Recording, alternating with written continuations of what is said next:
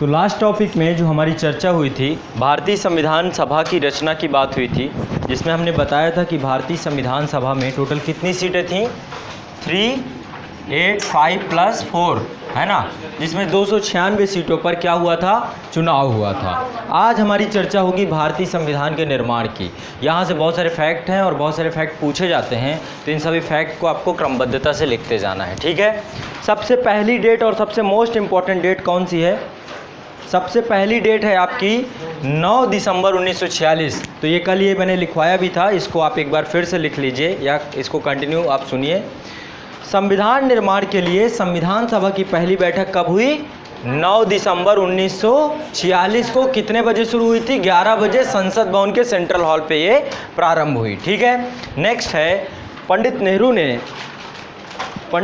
ने 13 दिसंबर 1946 को 13 दिसंबर 1946 को सर ये आपने करा लिया था, ये हो गया था। आपको निर्माण कराना है। निर्माण ही चल रहा है अभी, इसमें कुछ चीज़ें हैं, अभी बहुत सारे पॉइंट बचे हुए हैं। कल वो बीच में पूरा कट हो गया था। 13 दिसंबर 1946 को, यदि नहीं लिखा तो लिख लो इसे। नहीं लिखा ना ये नहीं हुआ। हाँ, इसके आगे ये लिखिए। पंडित नेहरू ने 13 दिसंबर 1946 को उद्देश्य प्रस्ताव रखा जिसे संविधान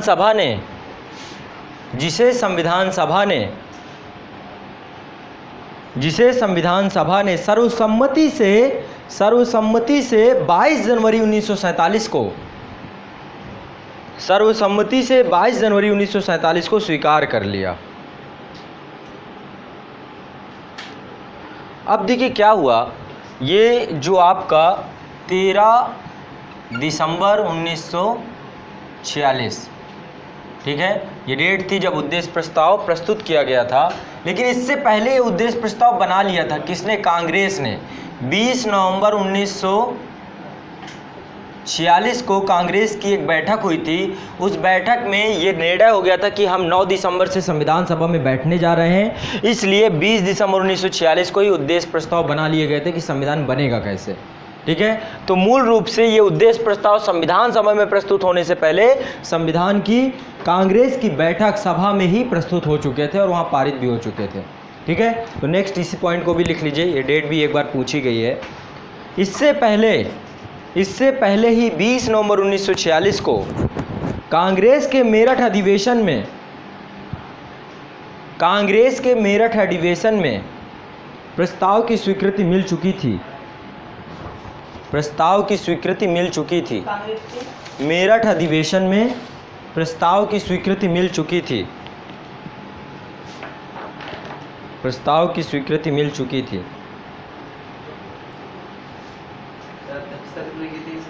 बताइए आप लोग, किसने की थी अध्यक्षता? 45 तक थे। देखो 1940 में मौलाना अबुल कलाम आज़ाद कांग्रेस के सम्मेलन के जो अध्यक्ष बने, ठीक है।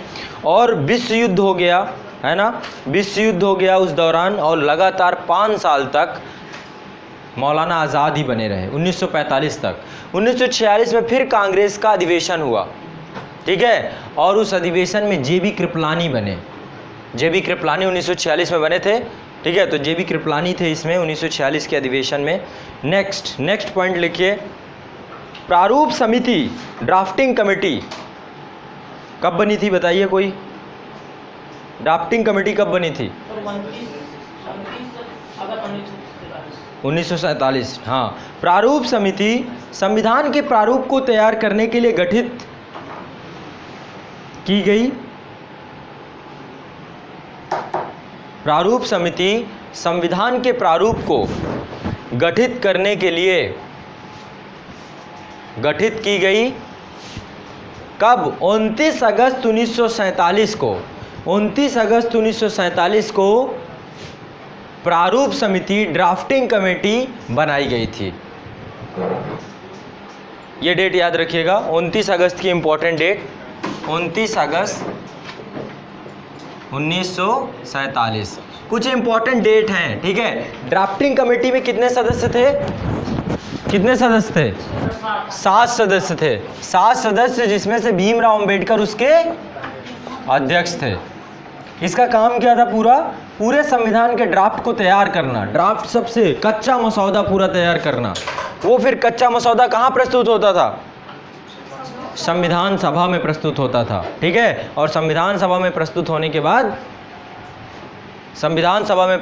के बाद उस पे बहस होती थी बाकायदा। ठीक है, कई वाचन हुए, संविधान सभा की 11 बैठकें हुई। ठीक है, उसमें लगातार संविधान का वाचन किया गया, इंटरप्रेट किया गया। संविधान सभा के प्रतिनिधि बताते थे कि इसमें ये अमेंडमेंट आना चाहिए, इसमें ये अमेंडमेंट आना चाहिए, और पर्टिकुलर फिर वो पास किया जाता था। ठीक है, बहुत सारी कमेटी थी। मौलिक अधिकार के लिए अलग कमेटी बना दी गई, अल्पसंख्यकों के लिए अलग कमेटी बना दी गई। उन सब कमेटी के माध्यम से एक पूरा काम होता था। ठीक है, नेक्स्ट, अब इसके 7 सदस्यों के नाम लिख लीजिए प्रारूप समिति के। प्रारूप समिति में 7 सदस्य थे। कौन कौन? नंबर 1 प्रारूप समिति का पहला पर्सन है कौन? के.एम. मुंशी। के.एम. मुंशी ये बम्बई से निर्वाचित थे, है ना, और कांग्रेस के जुड़े हुए पर्सन थे, के.एम. मुंशी। नेक्स्ट है मोहम्मद सादुल्ला। मोहम्मद सादुल्ला। मोहम्मद सादुल्ला। मोहम्मद सादुल्ला ये असम से निर्वाचित मुस्लिम लीग से जुड़े हुए थे। नेक्स्ट है BL. Mittal. BL. Mittal. Next है अल्लादी कृष्णा स्वामी अय्यर। अल्लादी कृष्णा स्वामी अय्यर। अय्यर याद रखिए, एक अय्यर था, दूसरे अयंगर थे, 2 लोग थे। अय्यर, अल्लादी कृष्णा स्वामी अय्यर, लिख लिया। Next N Gopal Swami Iyengar. N Gopal Swami Iyengar ये भी प्रारूप समिति में थे। अय्यर अयंगर। ठीक है, next DP Khetan. DP Khetan. अब देखो आगे चल के क्या होता है, खेतान जी और मित्तल साहब दोनों चले जाते हैं। ठीक है, उनकी जगह पे कोई और आता है, तो लिखिए यहाँ पर मित्तर साहब की जगह पे, जहाँ पे मित्तर साहब लिखे थे वहीं पर आगे कोष्टक में लिख लीजिए, नाम लिख लीजिए टी.टी. कृष्णामाचारी। मित्तल साहब के पास बाद आए टी.टी. कृष्णामाचारी, रिप्लेस हो गए। ठीक है, टी.टी. अरे टी.टी. तो पता है ना, कृष्णामाचारी क्या होता है फुल फॉर्म? टी.सी. होता है कि टी.टी. होता है? दोनों होते हैं। दोनों का फुल फॉर्म अलग अलग बताओ। टी.टी. का क्या होता है और टी.सी. का क्या होता है? टी.सी. का टिकट कलेक्टर होता है, टी.टी. का ट्रेन टिकट एग्जामिनर होता है, टी.सी. का ट्रांसफर सर्टिफिकेट होता है।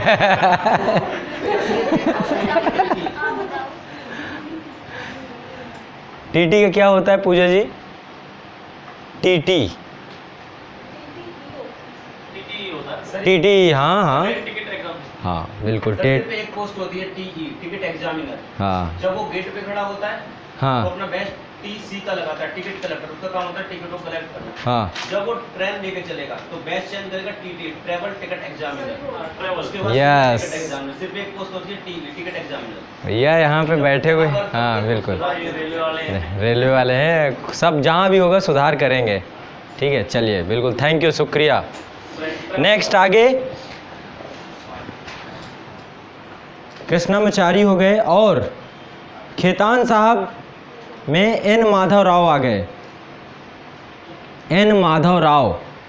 ठीक है, तो ये दोनों रिप्लेस हो जाएंगे, एन माधव राव आ जाएंगे और टी.टी. कृष्णामाचारी आ जाएंगे।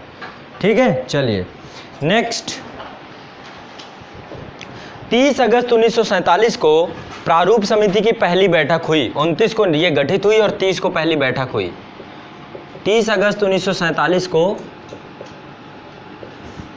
प्रारूप समिति की पहली बैठक हुई। इसके पश्चात संविधान के प्रारूप पर 114 दिनों तक बहस हुई। इसके पश्चात संविधान के प्रारूप पर 114 दिनों तक चर्चा चली।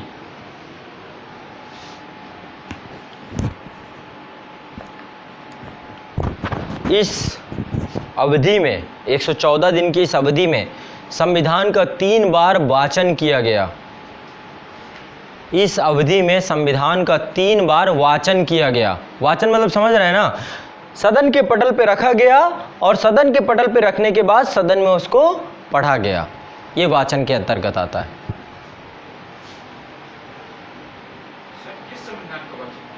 किस संविधान का? अपने संविधान का। अभी तो बन रहा है ना, तो बनने से पहले ऐसे थोड़ा ना बन जाएगा। पहले उसको पढ़ेंगे, गलतियां होंगी फिर उसमें बदलेंगे, फिर गलतियां होंगी फिर बदलेंगे, है ना। संविधान एक दिन में नहीं बनेगा, इसमें पूरी एक, हाँ, बी.एन. स्वामी ने, बी.एन. राव, तो उन्होंने 243 अनुच्छेद दिया। हाँ, प्रारूप तो वही था सारा, बस उसको पढ़ा गया, उसमें और जोड़ा गया और हटा दिया गया बहुत सारी। अभी मैं पूरी कॉन्स्टिट्यूशनल असेंबली की डिबेट दिखाऊंगा। जब डिबेट देखोगे तो क्लियर होगा कि हाँ ये अच्छा ये बहस हो रही थी। वो तो देखा है। देख लिए हैं? हाँ देख लिए तो बहुत अच्छी बात है। नहीं देखा तो बस बीच बीच में थोड़ा थोड़ा करके, ज़्यादा नहीं कि पूरा मज़ा नहीं देंगे। बाकी घर पे अपना देख सकते हो। उसको देखने के बाद संविधान वास्तव में मज़ा आएगा। जब उसमें देखोगे संविधान सभा में डिबेट, एक टॉपिक को लेकर डिबेट हुई है ना, उस दिन आप नहीं कहोगे कि संविधान बनाने में एक आदमी की भूमिका थी। तब लगेगा संविधान का एक एक सदस्य इंपॉर्टेंट था। सब ने बोला अपने हकों के बारे में, सब ने, ठीक है। मुस्लिम वर्ग का जो प्रतिनिधि था वो मुस्लिम वर्ग अल्पसंख्यकों की बात वहाँ पे वो लोग कर रहे हैं, ठीक है। कोई स्वास्थ्य रिलेटेड बात चल रही है। राजकुमारी अमृता कौर, वो राजकुमारी थी, है ना, वो भी बैठती थी। जब ड्राफ्टिंग कमेटी बैठती थी तो जब कमेटी बैठती थी तो कई कमेटी कभी कभी एक साथ बैठते। वल्लभ भाई पटेल, वो मूलाधिकार की जब बात आई तो वो भी ड्राफ्टिंग कमेटी के साथ बैठे और बैठने के बाद बहस हुई। उसमें देखिएगा बहुमत से डिसीजन लिया जाता था। कई बार अम्बेडकर बेचारे गुस्सा हो जाते थे। क्यों? अध्यक्ष थे, उनकी मर्जी ये होती थी। फिर बाद में बड़ा इंटरेस्टिंग है, बहुत अच्छे से उसको बनाया गया। तो एक बार देखेंगे तो क्लियर हो जाएंगी चीज़ें। तो ये अपना संविधान ही पढ़ा जा रहा है, किसी दूसरे का नहीं कि पहले अमेरिका वाले को यहाँ पे लाके वाचन करो। अरे अपना संविधान बनाने में कई बार कोई भी चीज़ बनाते हैं, पहली बार में थोड़ा ना बन जाएगा। कोई विधेयक बनता है 3 से 4 बार पटल में पहले पढ़ा जाता है, संशोधन होते हैं, 6-6 महीना रुका रहता है, गतिरोध बने रहते हैं, कमेटीज उस पर काम करती रहती हैं, फिर कहीं जाके वो पास होता है। ठीक है, चलो नेक्स्ट पॉइंट इसमें लिखिए। डॉक्टर अंबेडकर ने नवंबर 1948 एडी में,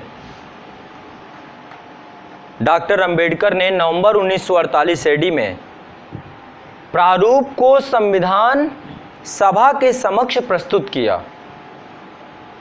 नवंबर 1948 एडी में प्रारूप को पहली बार संविधान सभा के सामने रखा कि देखो ये संविधान हमने बनाया है, ये हमने ड्राफ्ट किया है, अब इस पे बहस की जाए। नवंबर 1948 को संविधान के प्रारूप को संविधान सभा के समक्ष प्रस्तुत किया। प्रारूप समिति ने 315 अनुच्छेद तथा 13 अनुसूचियां बनाई।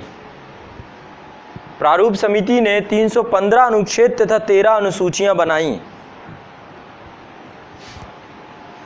किंतु अंतिम रूप से सदन में बहस के परिणाम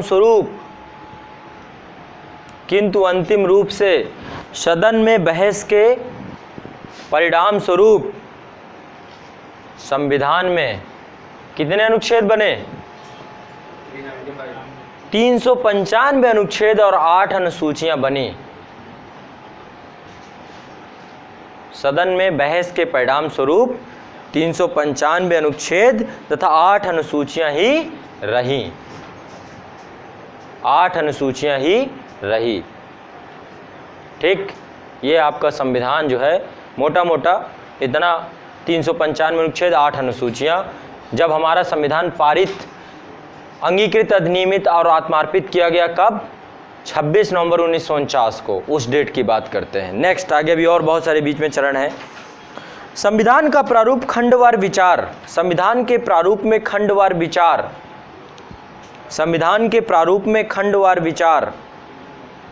15 नवंबर 1948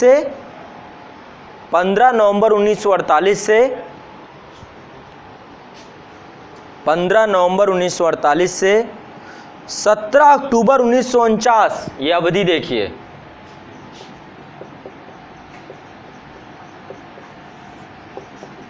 17 अक्टूबर। कितना लगभग कितने अवधि हो गई?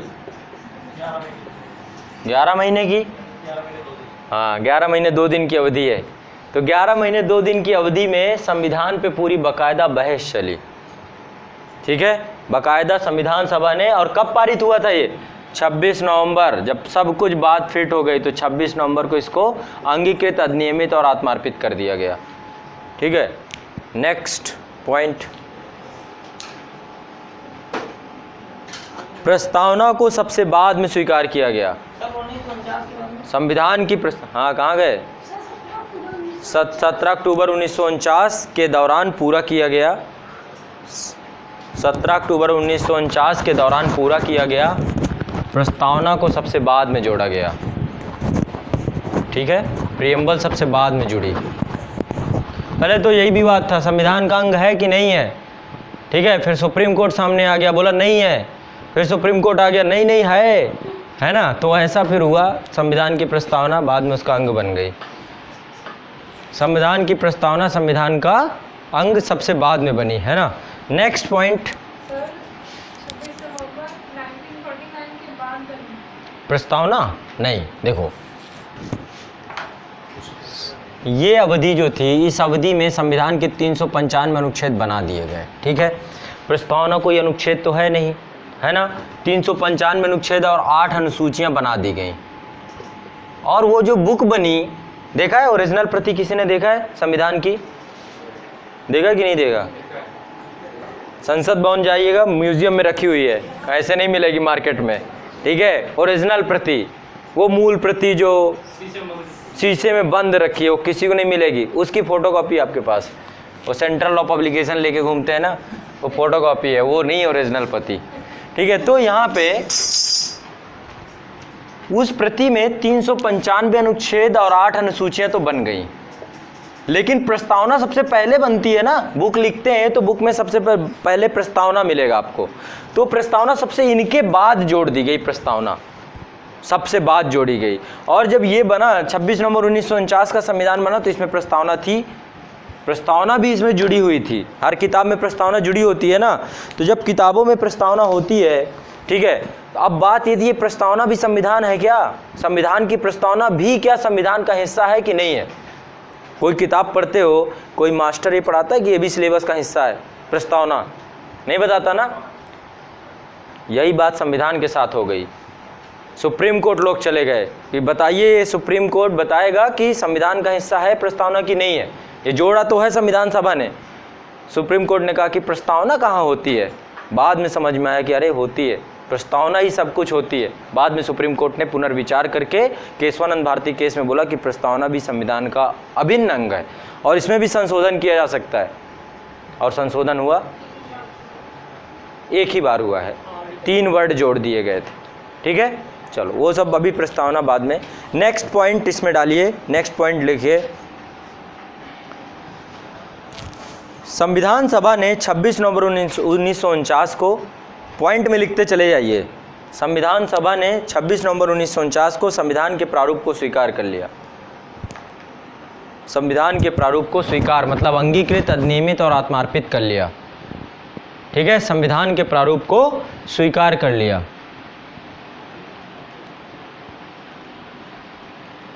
इस प्रकार किस प्रकार, इस प्रकार संविधान सभा ने संविधान का निर्माण 3 साल में 12 दिन कम, 2 साल 11 महीने 18 दिन, बात तो वही हुई ना, 3 साल में 12 दिन कम, यही लिखेंगे। देखिए 2 साल 11 माह और 18 दिन में पूरा किया। अच्छा 13 दिन था क्या? 31 का महीना जोड़ेंगे। हाँ बिल्कुल आप सही बोल रहे हैं, 18 दिनों में पूरा किया। ठीक, नेक्स्ट, संविधान पर संविधान सभा के सदस्यों द्वारा, संविधान पर संविधान सभा के सदस्यों द्वारा, अब क्या हुआ, संविधान को लागू करना था कब? 1950। जैसे ही 26 जनवरी 1950 को लागू होता तो क्या हो जाता? लिखा था भारतीय संविधान में गणतंत्र, गणतंत्र शब्द लिखा था। बोले गणतंत्र लिखा है, लेकिन गणतंत्र कौन गणतंत्र है? राष्ट्रपति तो ही नहीं। कौन था? संविधान सभा का प्रमुख था, वायसराय का पद था, राजगोपालाचारी वायसराय थे। और वायसराय कौन चुना था? महारानी एलिजाबेथ। बोले तो गड़बड़ हो जाएगा, तो तुरंत आनन फानन में 24 जनवरी को राष्ट्रपति चुना गया सर्वसम्मति से। आनन फानन का मतलब ये है कि सब पूरा डिसाइडेड था कि राष्ट्रपति को चुन लिया जाएगा 24 जनवरी को। तो 26 जनवरी को संविधान को लागू कर दिया गया, है ना, और गणतंत्र दिवस मनाना शुरू कर दिया आपने कि भारत गणतंत्र हो गया। पहले भारत स्वतंत्र हो गया था, लेकिन गणतंत्र 26 जनवरी को ही बना। हम गणतंत्र नहीं थे पहले, ठीक है। गणतंत्र हम 26 जनवरी 1950 से ही बनते हैं। स्वतंत्र 15 अगस्त 1947 को हो गए थे। क्यों? वायसराय बैठा हुआ था, महारानी का प्रतिनिधि बैठा हुआ था, राजगोपालाचारी को जनता ने नहीं चुना था, लॉर्ड माउंटबेटन को जनता ने नहीं चुना था, महारानी ने चुन के भेजा था, उसका प्रतिनिधि था, ठीक है। चलो आगे नेक्स्ट। हाँ जी, 26 जनवरी को ही क्यों संविधान लागू? क्यों लागू हुआ बताओ? कोई डेट बताए? हाँ 1930 से ही हम अपना गणतंत्र दिवस मनाते हैं। हाँ 19 दो डेट हैं, 31 दिसंबर 1929। ये वो डेट है जब रावी नदी के तट के किनारे, रावी नदी कहाँ पड़ती है?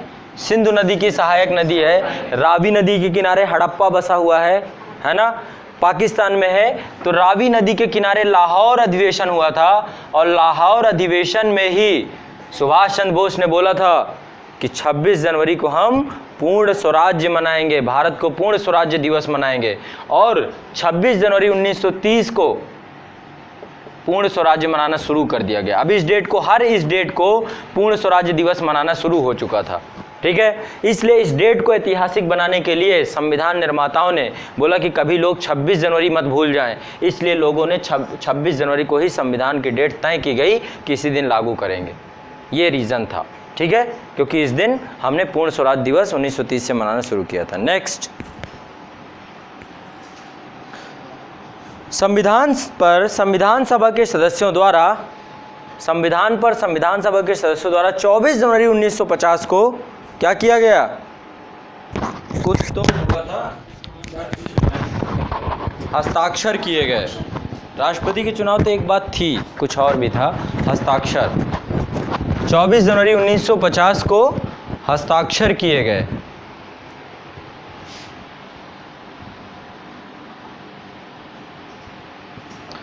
तेईस जून 1947, पीछे आ गए हम, 50 चल रहे थे, अब 47 आ गए। 23 जून 1947 किस लिए जाना जाता है? किस लिए जाना जाता है बताइए, बताओ। 22 जुलाई 1947 किस लिए जाना जाता है? इतना डेट तो है तो झंडा को हाँ अपनाए थे। अरे 2 नंबर का 10 नंबर का मोबाइल नंबर तो याद नहीं रहता, डेट क्या याद रहेंगी 2-2 नंबर की, है ना। अभी पूछ लो अपना मोबाइल नंबर बताओ तो कहेंगे रुक जाइए सर 1 मिनट, अपना बताइए, मिस कॉल मारते हैं इधर से। आज ये हालत आ गई लोगों की, अपना नहीं याद रहता। फ़ोन खो जाए तो खोने के बाद कुछ नहीं करेंगे, किसी से कहेंगे भैया फ़ोन खो गया, बोले नंबर बता दो, भैया चला गया, अब नहीं मिल सकता, अपना ही नंबर पता नहीं है। ये हाल है लोगों के। डेट ये तो इतिहास है। 23 जून 1947 को डॉक्टर राजेंद्र प्रसाद ने झंडा को अपनाने के लिए, भारत के झंडे को चुनने के लिए एक तदर्थ समिति गठित की थी, है ना। और उस समिति ने 22 जुलाई 1947 को वो झंडा प्रस्तुत किया, और प्रस्तुत करने के बाद अपना लिया गया। अच्छा, झंडा ही पहले क्यों अपनाया गया? क्योंकि 15 अगस्त 1947 को लहराना था। कहाँ पे? लाल किला में, भारत में, हाँ, लाल किला में झंडा को जाके लहराना था। और राष्ट्रगान चूँकि 26 जनवरी 1950 को गाना था, तो राष्ट्रगान अभी लिया जाएगा 24 जून वगैरह में, ठीक है, वो बताएंगे 24 जनवरी टाइम पे। पहले झंडा की बात करते हैं। 23 जून 1947 को संविधान सभा के अध्यक्ष ने इसको बंद किया जाए।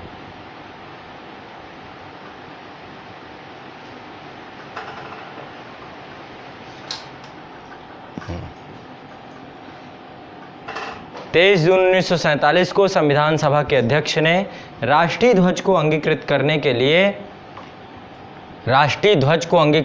के लिए एक तदर्थ समिति की नियुक्ति की। तदर्थ का मतलब होता है अस्थायी, कुछ समय के लिए। एक होता है स्थायी समिति, एक होता है तदर्थ समिति। तदर्थ मतलब होता है अभी, बस कुछ समय के लिए, फिर इसके बाद खत्म हो जाएगी। सेलेक्ट कमेटीज़ होती हैं, परमानेंट होती हैं, कुछ सेलेक्ट कमेटीज़ होती हैं। परमानेंट कौन कौन सी कमेटी हैं बताइए? परमानेंट कमेटी कौन कौन सी हैं अभी लोकसभा में? एस्टीमेट कमेटी, लोक लेखा पब्लिक अकाउंट कमेटी और सार्वजनिक उपक्रमों के लिए कमेटी, पब्लिक सेक्टर अंडरटेकिंग की जो कमेटी है वो, ये सब स्थायी है, परमानेंट है, कभी भंग नहीं हो सकती है, ठीक है। लेकिन कुछ होती है, जैसे अभी कोई बिल आया, जीएसटी आया, तो राष्ट्रपति ने क्या किया, लोकसभा अध्यक्ष ने क्या किया, एक कमेटी नियुक्त करा दी कि आप जीएसटी के इस मुद्दे पर पूरा डिटेल से आप अध्ययन कीजिए और इस पर कार्य कीजिए। महिलाओं को लेकर कोई बिल आ रहा है, एक कमेटी बना दी गई कि ये कमेटी जैसे ही वो बिल आ जाएगा, पारित हो जाएगा, कमेटी भंग हो जाएगी, तदर्थ समिति। वैसे ही झंडे के लिए भी संविधान सभा ने एक कमेटी बना दी कि जैसे ही झंडा मिल जाएगा वैसे कमेटी खत्म, है ना। ये है तदर्थ समिति। तदर्थ समिति कुछ समय के लिए बनाई जाती है। अभी भी बहुत सारी कमेटीज़ बनाई जाती हैं, समझ रहे हो। जब पढ़ाऊंगा तो सारी कमेटीज़ के नाम बताऊंगा उस टाइम पे। कमेटी जब आएंगी वो जब हम लोकसभा राज्यसभा इन पे इंटर करेंगे, हमारी संसद, है ना, तब हम पढ़ेंगे चीज़ों को। नेक्स्ट इसी में लिखे 23 जून 1947 को संविधान सभा के अध्यक्ष ने राष्ट्रीय ध्वज को अंगीकृत करने के लिए एक तदर्थ समिति की नियुक्ति की। डॉक्टर राजेंद्र प्रसाद इस समिति के अध्यक्ष थे। बहुत इंपॉर्टेंट, बहुत ज़्यादा कन्फ्यूज़न है, कितने क्वेश्चन आते हैं, बहुत गलत करके आते हैं लोग। डॉक्टर राजेंद्र प्रसाद इस समिति के अध्यक्ष थे तथा सी राजगोपालाचारी, के.एम. मुंशी, बहुत सारे लोग हैं जो इसके सदस्य हैं। अब इन सब के नाम लिखवाना ज़रूरी है, सुन लो, बस लिखना नहीं, या लिखना हो तो लिख लो। C Rajagopalachari, K M. Munshi, B R. Ambedkar, Sarojini Naidu, Baldev Singh, Maulana Azad, Pattabhi Sitaramayya, K M. Panikkar,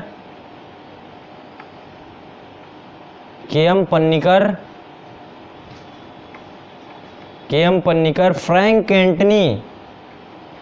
Antony. ये इसलिए लिखवा रहा हूँ, कई बार आ जाता है कि निम्नलिखित में कौन से झंडा समिति के सदस्य थे या नहीं थे, तो सारे लिख लो। फ्रैंक एंटनी, हीरालाल शास्त्री,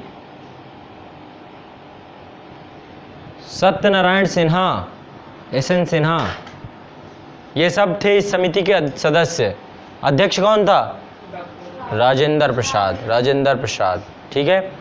संविधान सभा ने 22 जुलाई 1947 को भारत का राष्ट्रीय ध्वज अंगीकृत कर लिया।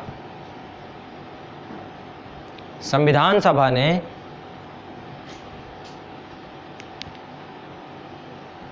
संविधान सभा ने 22 जुलाई 1947 को भारत का राष्ट्रीय ध्वज अंगीकृत कर लिया।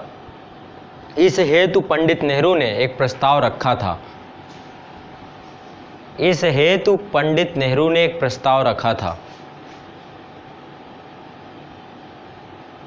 देखो, शुरुआत में जब हमारा राष्ट्रीय ध्वज था कुछ अलग तरीके का था। कैसा था? भारत के तिरंगे को देखोगे, पहले था 3 रंग, उसमें भी थे, वो भी था ही तिरंगा, 3 रंग थे। और क्या क्या था? चरखा था बीच में, गांधी जी का चरखा, गांधी जी का था, गांधी जी का चरखा। गांधी जी का चरखा कहाँ से आ गया?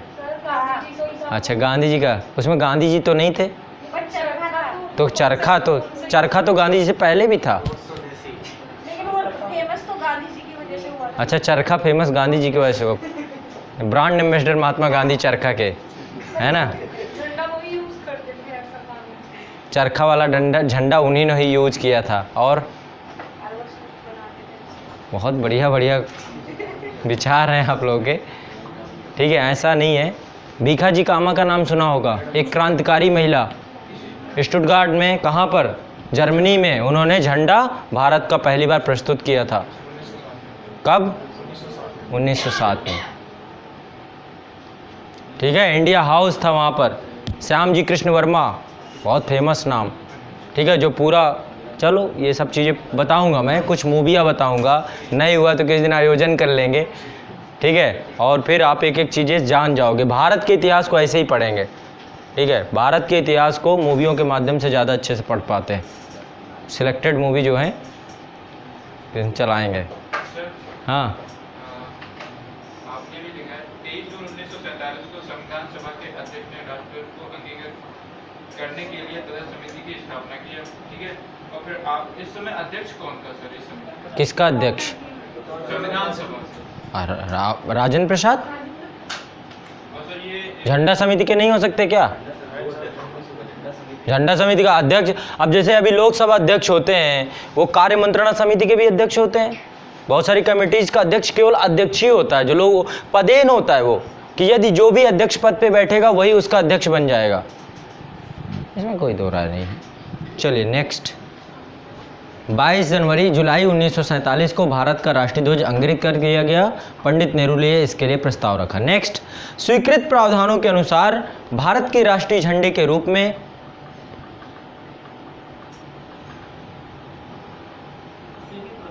स्वीकृत प्रावधानों के अनुसार भारत के राष्ट्रीय झंडे के रूप में तिरंगे को मान्यता दी गई, तिरंगे को मान्यता दी गई। यह तिरंगा गहरे केसरिया रंग, यह तिरंगा गहरे केसरिया रंग, सफ़ेद तथा हरे रंग की बराबर पट्टियों से निर्मित होगा, ये बात हुई थी। गहरे केसरिया रंग सफ़ेद तथा हरे रंग की बराबर पट्टियों से निर्मित होगा।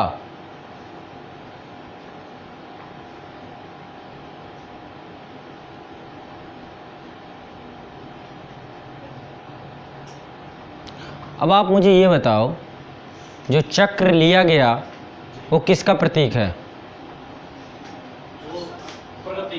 चरखा का, चरखा के चक्र का प्रतीक है वो। पहले चरखा ही था, बाद में रिप्लेस करके चक्र कर दिया गया, वो भी चरखे का ही। लिख लीजिए इस बात को भी। आगे लिखिए नेक्स्ट, केंद्र में चरखे के प्रतीक स्वरूप क्या था भाई? आप लोगों के हिसाब से क्या था, थोड़ा बता दीजिए। 24 घंटे का। अच्छा, केंद्र में चरखे के प्रतीक स्वरूप गहरे नीले रंग के चक्र होगा, चक्र होगा 24 घंटे का प्रतीक, यानी घड़ी लगा दी गई उसमें। चक्र की आकृति उस आकृति के समान होगी जो सारनाथ के स्तंभ के शीर्ष पर स्थित होगा।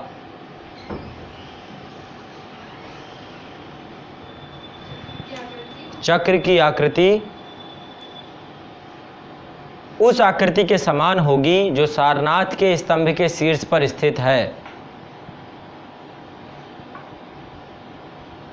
चक्र का व्यास, व्यास मतलब समझते हैं ना, डायमीटर। चक्र का व्यास सफेद पट्टी की चौड़ाई के बराबर होगा। चक्र का व्यास सफेद पट्टी की चौड़ाई के बराबर होगा। राष्ट्रीय झंडे की चौड़ाई तथा लंबाई, पहले मैंने चौड़ाई बोला है, राष्ट्रीय झंडे की चौड़ाई तथा लंबाई का अनुपात 2:3 होगा। राष्ट्रीय झंडे की चौड़ाई तथा लंबाई का अनुपात 2:3 होगा, 2:3 होगा। 14 से 15 अगस्त 1947 एडी को, 14 से 15 अगस्त 1947 एडी को। अच्छा बताइए, भारत के झंडे को फहराया किसने था? माउंटबेटन ने, बिल्कुल, एक अंग्रेज ने फैलाया था। आप लोग के मन में वही जवाहरलाल नेहरू होंगे, वायसराय ने फैलाया, ठीक है। लिखिए 14 से 15 अगस्त 1947 एडी को इस स्वीकृत राष्ट्रीय झंडे को मध्यरात्रि में माउंटबेटन द्वारा फहराया गया इसके लिए श्रीमती हंसा मेहता ने, ये झंडा किसने दिया था जो फहराया गया? हंसा मेहता ने। इसके लिए हंसा मेहता ने भारतीय नारी की ओर से एक झंडा संविधान सभा को भेंट दिया था। हंसा मेहता ने भारतीय नारी की ओर से एक झंडा संविधान सभा को भेंट दिया था।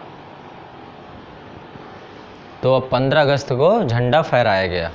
ठीक है, अब नेक्स्ट आता है राष्ट्रगीत का या राष्ट्रगान का। किसको लें? राष्ट्रगीत तो बहुत पहले से चला आ रहा था। वंदे मातरम, पहले आज़ादी की लड़ाई में राष्ट्रगीत ही गाया गया, वंदे मातरम ही चला। राष्ट्रगान तो अब यहाँ पर उसको महत्व दिया जाएगा राष्ट्रगान को। ठीक है, तो लिखिए 24 जनवरी 1950 को राष्ट्रगीत को स्वीकृति दी गई। 24 जनवरी 1950 को राष्ट्रगान को स्वीकृति दी गई। दोनों अलग है, राष्ट्रीय गीत अलग है, राष्ट्रीय गान अलग है ना। आप थिएटर्स वगैरह में जाइए तो आपको झंडा भी सामने दिखेगा और गाना भी बजेगा। क्रिकेट खेलिए, क्रिकेट देखिए, जैसे ही देखेंगे पहले आपका राष्ट्रगान से ही शुरुआत होगा। ठीक है, हर जगह पे राष्ट्रगान के महत्व को बढ़ाया जा रहा है। नेक्स्ट सर, लेकिन ये जो बीच में जो चक्र था उसमें 24 तिल्लियां ही क्यों निश्चित की गई थी? 24 तिल्लियां, सारनाथ में 31 तिल्लियां हैं। सारनाथ में 31 तिल्लियां हैं, ठीक है। लेकिन इसमें जो देखो, आप लोग जो समय के चक्र की बात करते हैं कि जो समय का चक्र है ये है, ओवरऑल कहीं ना कहीं पे जो ये चक्र बनाया गया प्रतीक के रूप में चरखा का था। ठीक है, और चरखे के साथ साथ गतिशीलता का प्रतीक इसे बना दिया गया। ठीक है, कि हमारा जो है भारत देश निरंतर एक निश्चित प्रगतिशीलता और गतिशीलता के साथ कार्य करता रहे, वो 24 घंटे के रूप में निर्धारित किया गया। लेकिन यदि कभी इंटरव्यू में पूछा जाए, कुछ भी पूछा जाए, तो आप वहाँ पर क्या करेंगे? चरखे का प्रतीक बताएंगे, ना कि समय का प्रतीक बनाएंगे। जब ये 24 तिल्लियों की बात हो जाए कि 24 तिल्लियाँ ही क्यों हैं, तो वो फिर आपका समय की गतिशीलता का प्रतीक है कि भारत 24 घंटे प्रगति करता रहे, प्रगतिशील बना रहे। ठीक है, लेकिन है ये चरखे का प्रतीक, ये दिमाग को बैठा लेना, इसको किसी तरीके से इधर उधर मत करना। नेक्स्ट 24 जनवरी का उपरोक्त बातों के अलावा राष्ट्रपति का चुनाव हुआ। 24 जनवरी को उपरोक्त बातों के अलावा राष्ट्रपति का चुनाव हुआ और राष्ट्रमंडल कॉमनवेल्थ का सदस्य बनने की भी पुष्टि हुई कि हम कॉमनवेल्थ के सदस्य बनेंगे। कौन? इंडिया। राष्ट्रपति का चुनाव हुआ तथा राष्ट्रमंडल की सदस्यता से संबंधित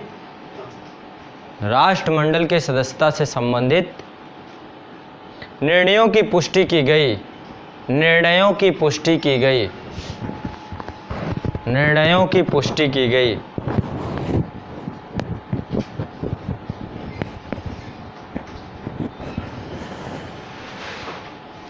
बी एन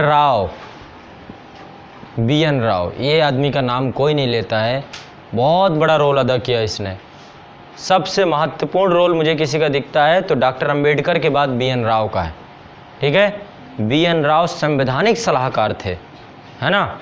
लिखिए, बी एन राव संविधान सभा के विधिक सलाहकार थे। विधिक सलाहकार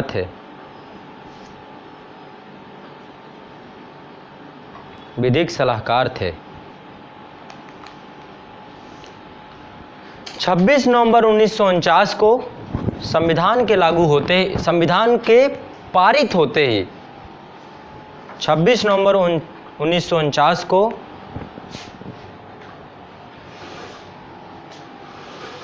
संविधान के पारित होते ही 26 नवंबर 1949 को संविधान के पारित होते ही नागरिकता कुछ उपबंध तुरंत लागू हो गए। किस दिन? 26 नवंबर में जैसे ही संविधान पारित हुआ, जो मैं बता रहा हूँ, जितने आर्टिकल बता रहा हूँ, ये आर्टिकल उसी दिन लग गए। एक तो नागरिकता में 5, 6, 7, 8, 9, 10, 11 सब आर्टिकल हैं, लिखने की जरूरत नहीं है। नागरिकता, तदर्थ संसद, अस्थाई संसद का प्रावधान, तदर्थ संसद, अनुच्छेद लिख लीजिए कौन कौन से हैं, 5, 6, 7, अनुच्छेद 5, 6, 7, 8, 9, 60, 60, 60 क्या है? राष्ट्रपति की शपथ, राष्ट्रपति की शपथ। भाई राष्ट्रपति चुन लिया गया, शपथ कौन लेगा? उसको भी तुरंत लागू कर दिया गया, राष्ट्रपति की शपथ। आर्टिकल 324 क्या है? 324 इलेक्शन काहे का इलेक्शन? इलेक्शन कमीशन, निर्वाचन आयोग। हाँ नेक्स्ट 366 नहीं, अब तो सब शांत, इतना लंबा ना गए 366 तक आज तक नहीं गए, अब पढ़ाई जाइए।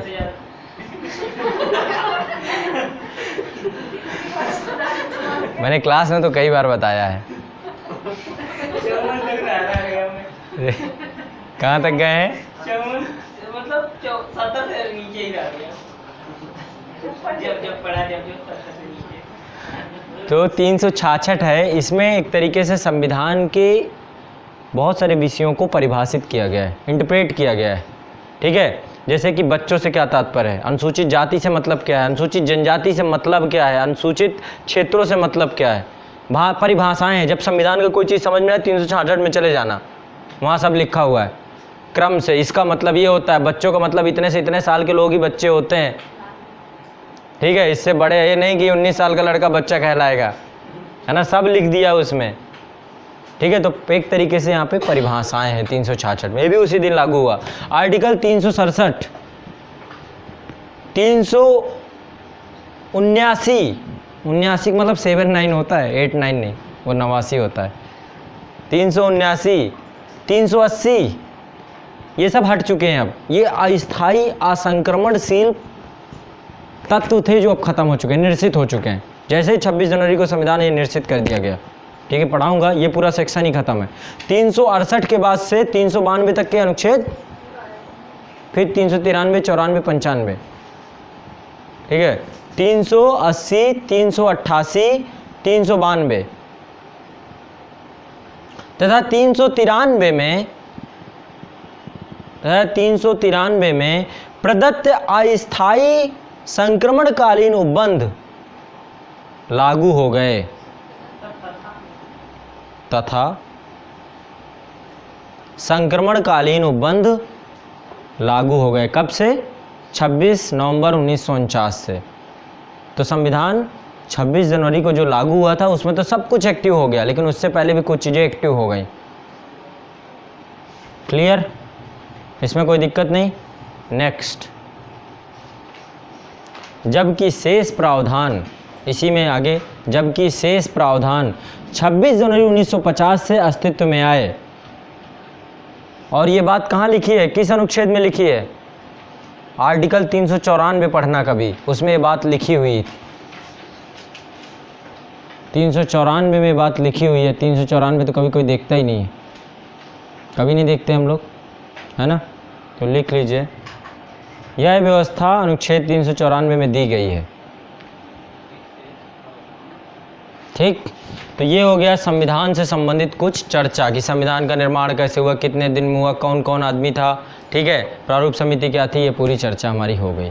अब हमारी जो नेक्स्ट चर्चा होगी संविधान सभा की समितियां, क्वेश्चन आते हैं। इसके बाद नेक्स्ट चर्चा संविधान सभा के स्रोत आज ही करवाऊंगा। इसके बाद संविधान सभा और उसके विभिन्न प्रावधान, उसके स्रोत, ये सारे टॉपिक यहीं पे आज होंगे। इसके बाद कल से कोर टॉपिक में इंटर कर जाएंगे। कल से उद्देशिका, संविधान सभा का भाग 1, भाग 2, भाग 3, 4 ऐसे करके चलेंगे। एक दिन में एक पूरा टॉपिक कंप्लीट करेंगे। 24 दिन में 24 भाग हैं। ठीक है, तो कोशिश करेंगे उद्देशिका में, उद्देशिका एक ही दिन में हो जाए। ठीक है, चलो नेक्स्ट हेडिंग डालना है